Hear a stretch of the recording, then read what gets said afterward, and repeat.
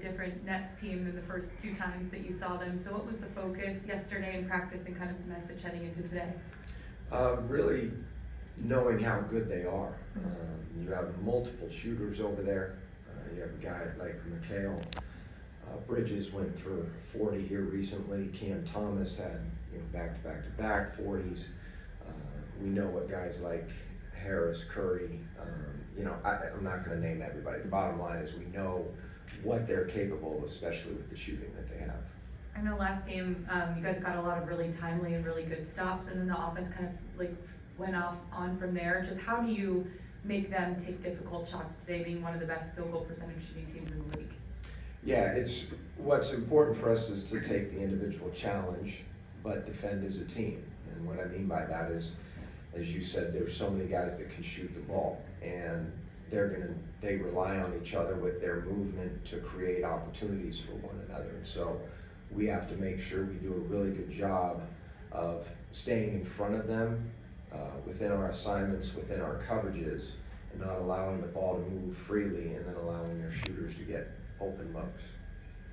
With a guy like Clint, just how important is he as the defensive anchor, especially when you're matching him up against a guy like Nick Claxton? Extremely important. Like we talked about the play yesterday, and that's a full court play, that's a transition play.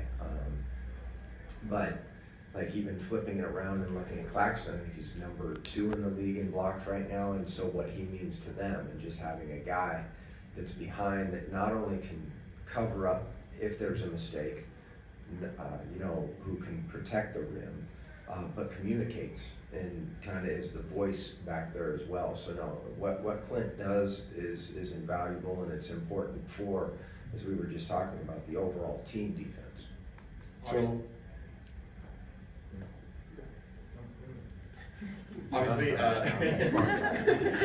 Obviously, John was dealing with concussion protocol last game. Now we see the lower back tightness issue. Is this something that stemmed from him not being able to get out on the floor? Completely separate thing. And what's his status for tonight? Yeah, so he is out of concussion protocol. I can't tell you exactly what took place to why the back is the way. I just know that the back is where it is. We're going to watch him on the floor. He's going to go do his pregame warm-up, and then we'll know what the lower back status is. Joe, defensively, you guys were able to generate points off turnovers, get into early offense. What was behind that sense of urgency defensively as you maintained it throughout the game? Well, I think the biggest thing was, especially in that stretch, we really, because early in the game we weren't necessarily getting stops. Down 6-0, down 13-6.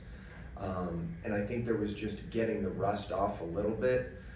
We did make a couple adjustments as the game went on and got some stops, and without going into that, I think that just sort of fed off of it, meaning, okay, one stop led to another, and momentum is a real thing, and so it just sort of, one thing built upon it.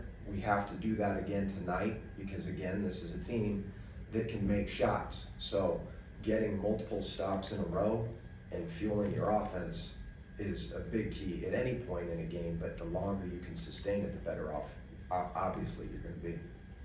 Joe, you mentioned Mikhail earlier. I'm pretty sure you coached him as a rookie in Phoenix. I'm pretty sure I did too. Yeah. Has he become the player you kind of thought he'd be when he was drafted, or what have you made of his career since he was with you then? I think I'll tell you what, Mikhail is one of the greatest human beings you will ever meet. He's a great man. Really enjoyed working with him. Even following some of the things, and I don't follow a lot, but in following some of the things that he said recently, I hear about being traded and just how he's embraced it, just the type of character that he has, doesn't surprise me. His career has gone on a path that I would have anticipated in terms of he commits immensely to defense. So, and I'm not going to say everything stems off of that, but he's he's going to be out there every night. You know that he'll defend. And I think one of the things that people tended to look at that rookie year was, okay, what's his shot going to be like, and how do we change this or how do we change that? And I don't know if his shot needed a complete overhaul as much as people were saying, oh, you have to do this and that, as much as he just needed experience in being out on the floor, being in an NBA game. I think the players that he was playing with as he moved forward in Phoenix, like you play with a Chris Paul, sometimes you get easier shots. A healthy Book, who he got to play with and pick his brain and develop a relationship with him. You know, I can go on and on about Mikal.